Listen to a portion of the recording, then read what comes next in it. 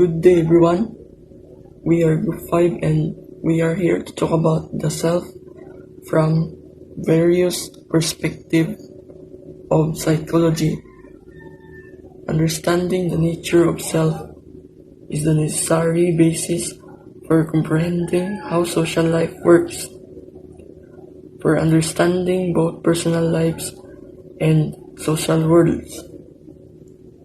Hence, it is important to look at ourselves from multiple perspectives so that we can see the whole picture, which better enables us to find the root cause of the problem and discover a solution that takes the needs and feelings of everyone involved into consideration. If we only discuss an issue from one perspective, we will not understand the whole situation, and we end up addressing the problem with limited knowledge. To discuss further, here are my group mates with their respective subtopics. Makapagat for me, self, and I self, Mignano for global versus differentiation models, Dukay for real versus ideal self, Tan for multiple versus unified self, and Puerto for true versus false self, Diaz and Galabin for the self as proactive and agentic.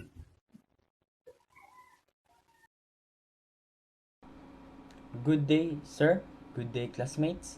I am Charles John Makapagat from Group 5, and our topic is all about the self from various perspectives of psychology. I will be reporting to you the given topic about me, self, I, self. This is the objective of my topic that I will surely explain later on to interpret self in terms of differences between I and me. This process is characterized by mid as the I and the me. The me is the social self and the I is response to the me.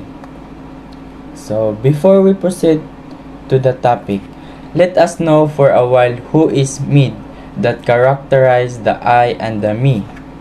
George Herbert Mead. George Herbert Mead, born in 1863, died in 1931, was an American philosopher, sociologist, and psychologist, primarily affiliated with the University of Chicago, where he was one of several distinguished pragmatists. George Herbert Mead. He is regarded as one of the founders of social psychology and the American sociological tradition in general. Understood as a combination of the I and the me, Mead self proves to be notic entwined within sociological existence for Mead. Existence in a community comes before individual consciousness. First, one must participate in the different social position within society, and only subsequently can one use that experience to take the perspective of others and become self-conscious. Okay, so now as we already know who was behind of this topic, I and me. So let us go back on knowing what is me self and I self. The I is the response of an individual to the attitudes of others, while the me is the organized set of attitudes of others, which an individual assumes. The me is the accumulated understanding of the generalized others. How one thinks one's group perceive oneself. The I is the individual's impulses. The I is self as subject. The me is self as object. The I is the knower. The me is the known. The mind, or stream of thought, is the self-reflective movements of the interaction between the I and the me. To briefly make you guys understand, here are some examples. What is the example of me-self? I see me in the mirror. Next example. What is the examples of I-self? I see me in the mirror. I is the spontaneous part of self, which is less concerned with what other people think. Example: when I say I see a photo of my face in front of me, I may be mistaken about the fact that it is my face. Me is the more socially aware part of self. More socially aware and conscious of symbols. Example: if other people see someone as funny, the person will also see their self as funny person. That's all. Thank you. Next topic, proceed. Hello everyone, so my name is Carl Andre Mignano and I'm from Group 5.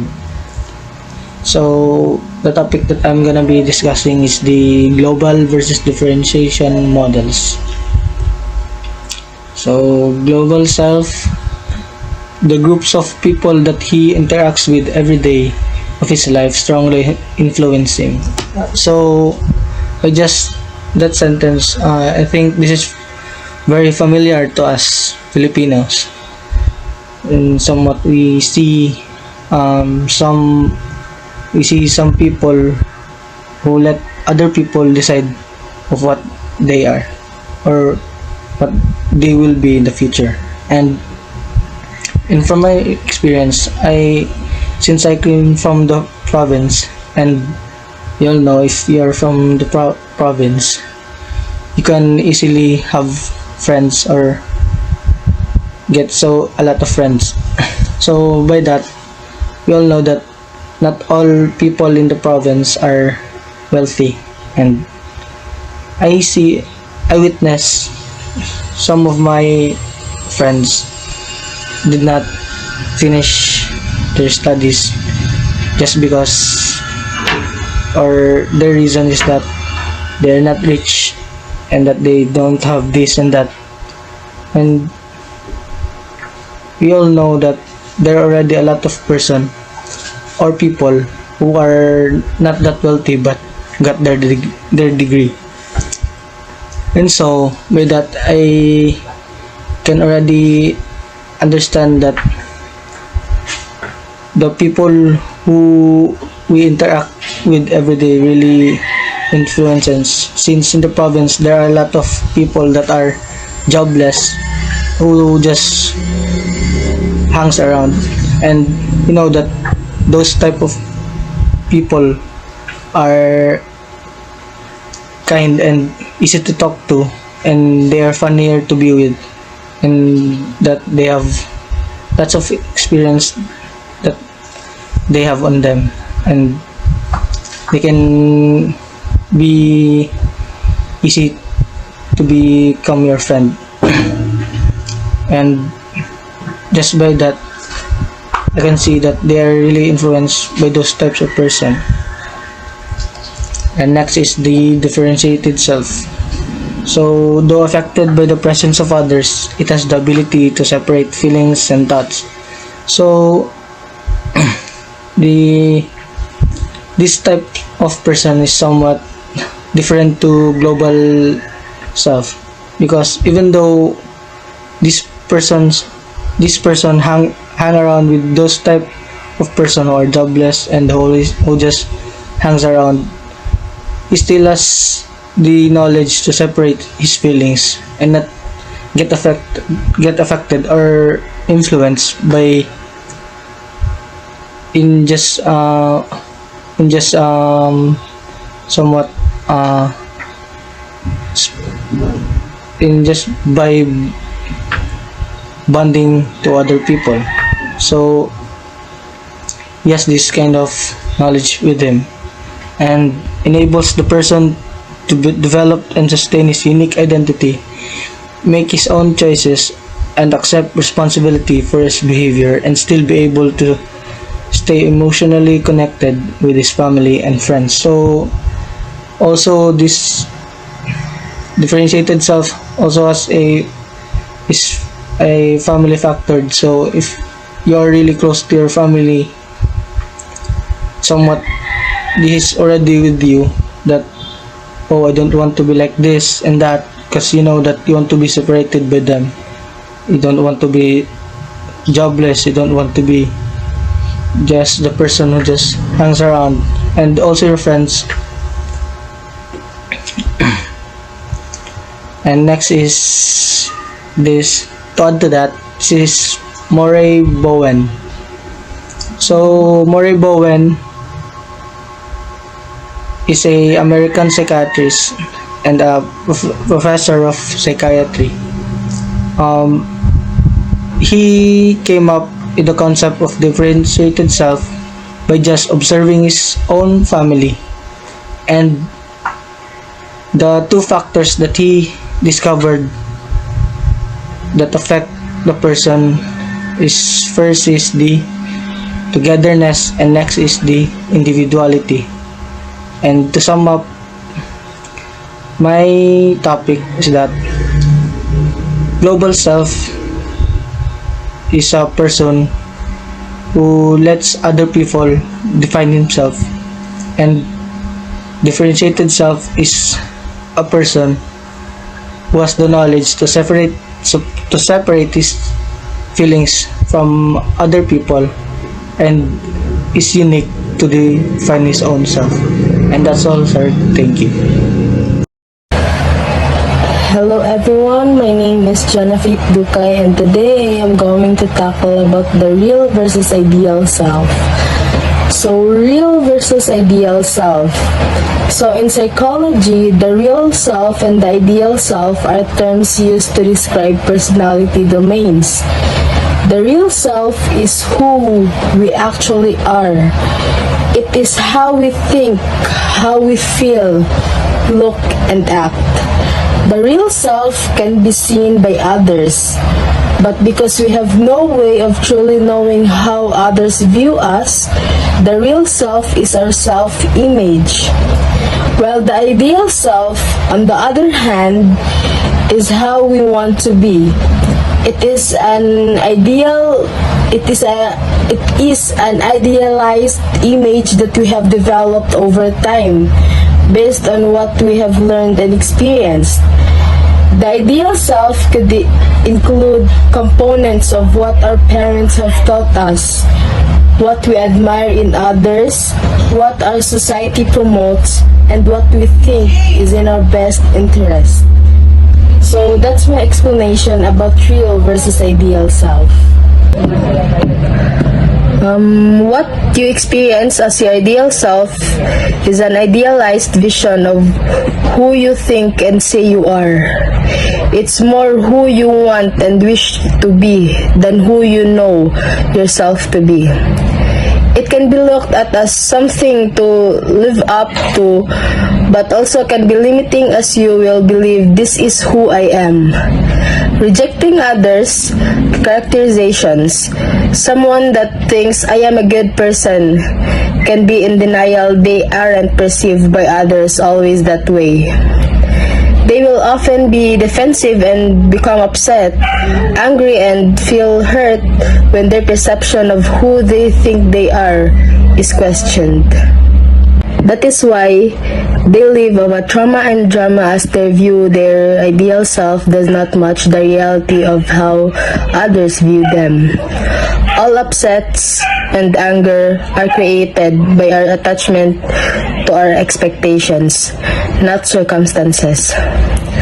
When we stop labeling ourselves and others, we can then rationally, objectively, and realistically perceive the world as it is and end the cycle of suffering when we give up those made-up subjective expectations and we are attached to.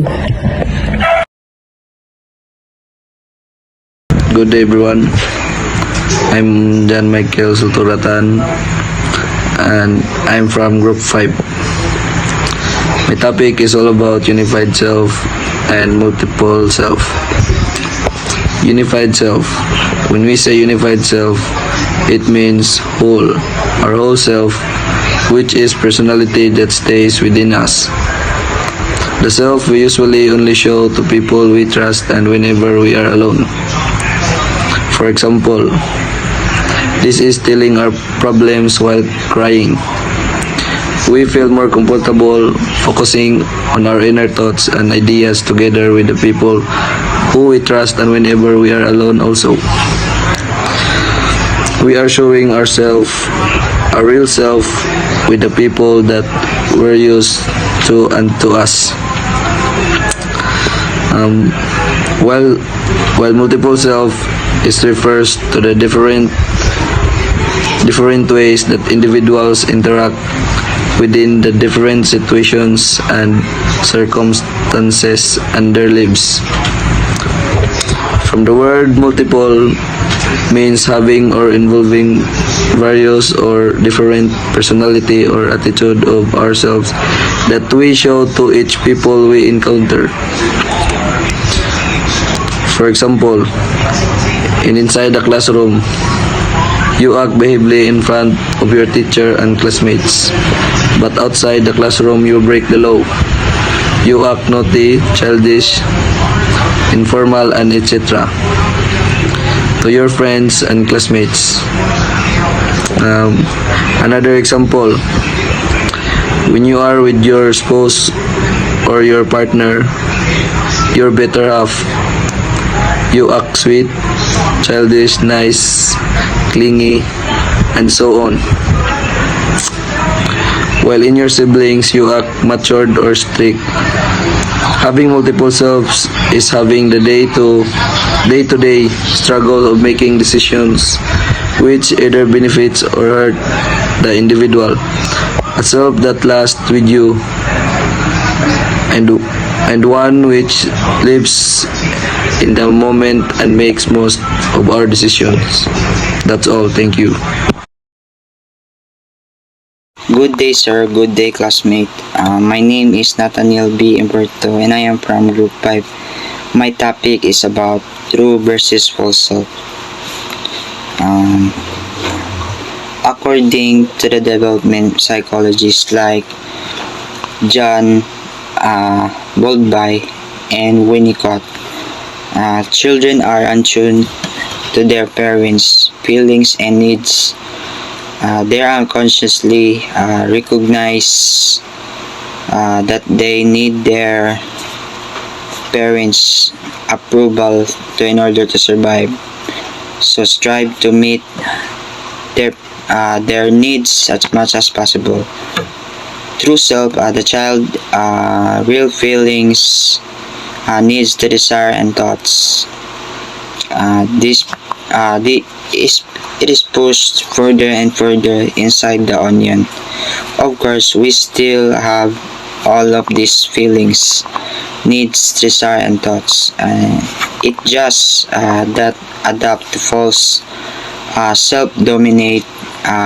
It has two.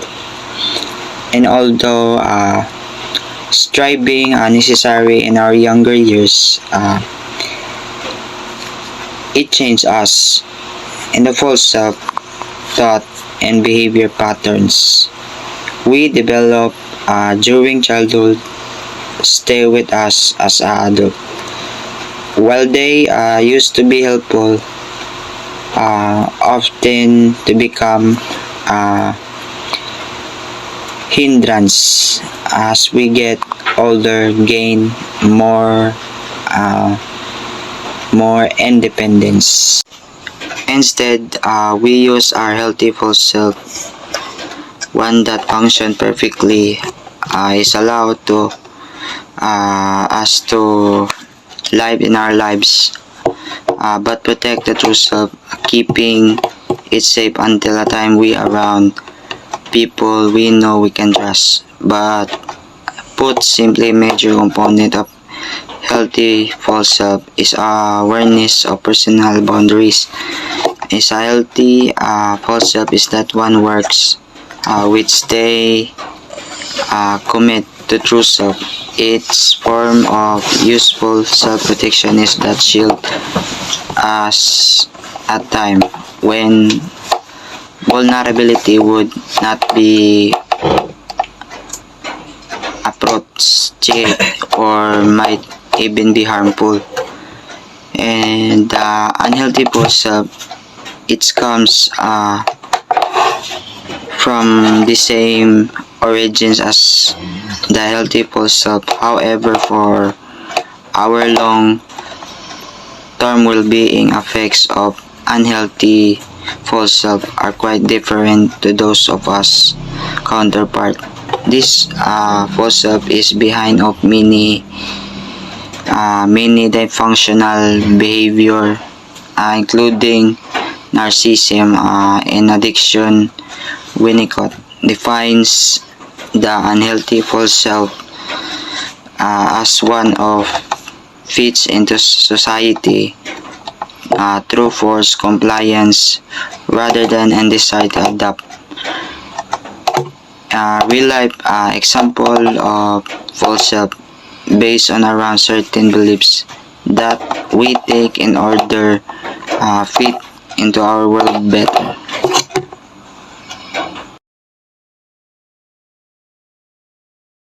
The self as proactive and agentic. The self as proactive, it refers to self-initiated behavior that endeavors to solve a problem before it has occurred. Proactive behavior involves acting in advance of a future situation rather than reacting.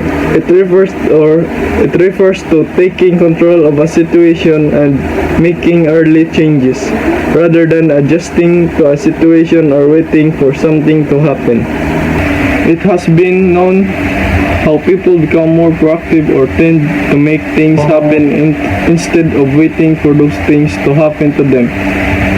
This may be the main reason why human creates a lot of experience and surrounded by a lot of beliefs and different perception towards certain things.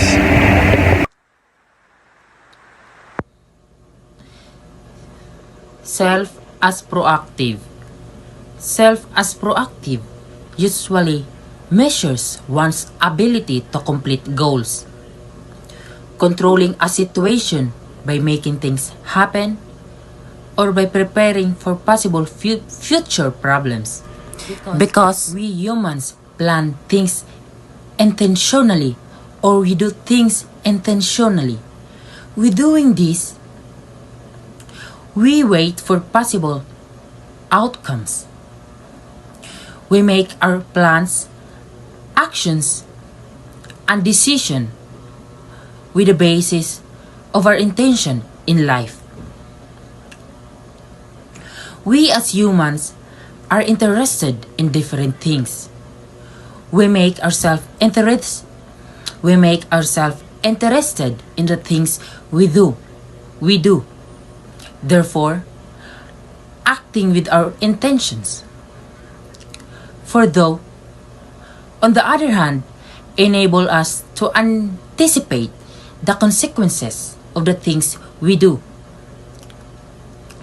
We expect different expectations, therefore, we like to think better before we do, or make decisions in the future. Self-proactiveness involves making choices. We make different choices, and we actually make choices after thinking about the consequences. Self-proactiveness gives us the ability to reflect on our decisions, choices, and consequences. Let me explain what self-proactive really is. Proactive people are very organized, and they project themselves into the future rather than focusing what happened in front of them. I would like to emphasize some characteristics of proactive people. First, proactive people don't blame anyone or anything. Second, proactive people's behavior is the product of their conscious choices based on their values. Third, proactive people are still influenced by external stimulus, but the responses of value-based choices. More proactive behavior includes acting in advance for the future situation rather than just reacting. It means taking control and making things happen rather than just adjusting to a situation or waiting for something to happen. Self-agentic. Self-agentic is a social cognition theory of Albert Bandura that views people as self-organizing, proactive, self-reflective, and self-regulating as times change. It states that we are not merely reactive to organisms shaped by the environment forces driven by the inner impulses or basically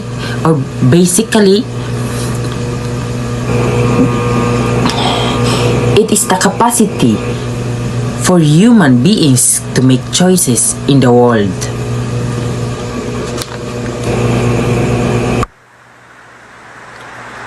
So, what is agentic?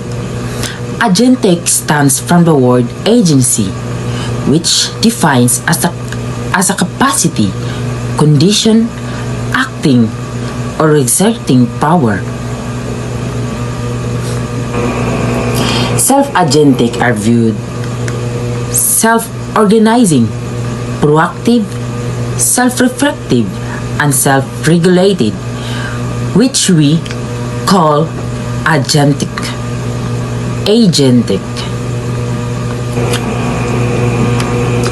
The definition of agentic, which I think is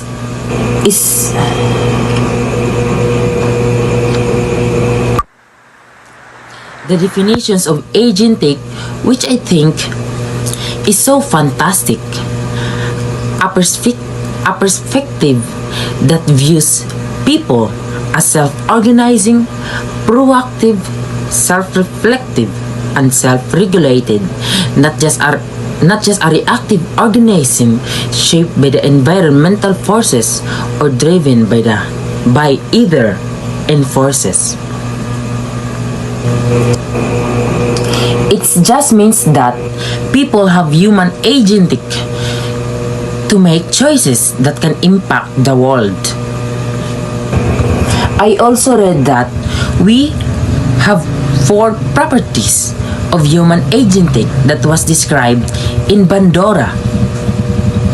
They are intentionality, forethought, self-reactiveness, and self-reflection. The word agentic is described as an individual's power to control his or her own goals, actions, and destiny. It stems from the word agency, which Webster's dictionary defines as the capacity, condition, or state of acting or exerting of power. Agentic learning is defined by self-directed actions aimed at personal growth and development based on self-chosen goals. That's all. Thank you. And that's all our topic, sir. Thank you, sir. Thank you, classmate. I hope you understand and you listen to our discussion. Thank you, sir.